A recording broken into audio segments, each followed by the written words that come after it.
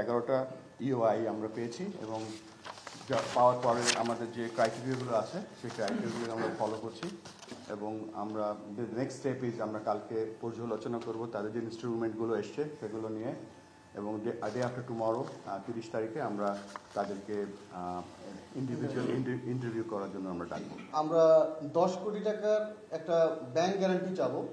সেই ব্যাংক গ্যারান্টিটা যারা একটা নির্দিষ্ট টাইম ফ্রেম আছে ওই টাইম ফ্রেমের মধ্যে দিবেন, তারা তো দিলেন, না দিলে এই 2 কোটি টাকা ফরফিট হয়ে যাবে।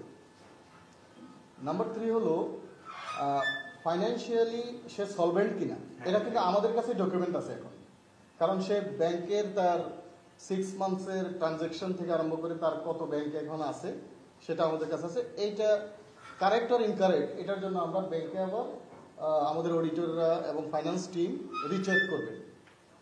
আরেকটা হলো, যেহেতু ক্রিকেট ইন্টিগ্রিটি একটা ইম্পর্ট্যান্ট ইস্যু যেটা নিয়ে আমরা কথা বলছি, সেই ক্ষেত্রে ইন্টিগ্রিটিটা ঠিক আছে কিনা সেটাও আমরা খবর নেব এবং লিগ্যাল ফ্রেমওয়ার্কে ল অফ দ্য ল্যান্ডের ইম্পর্ট্যান্ট কোন কোন আসপেক্ট খেলার সাথে ইনভলভ সেটাও আমরা খেয়াল করব।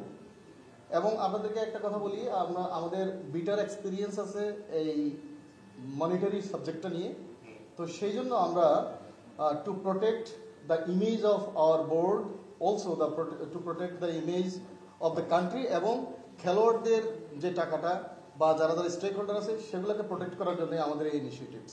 দিস ইজ ফার্স্ট টাইম ইউআইয়ের সাথে আমরা ট্রান্সিজিপি নিয়ে নিয়েছি।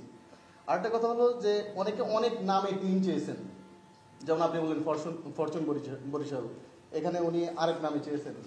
এই নামগুলি বোর্ড ঠিক করে দিবে এবং বোর্ড এটাকে আমরা ট্রেডমার্ক করে নিব, এই নাম আর কেউ চাইলেই চেঞ্জ করতে পারবে না।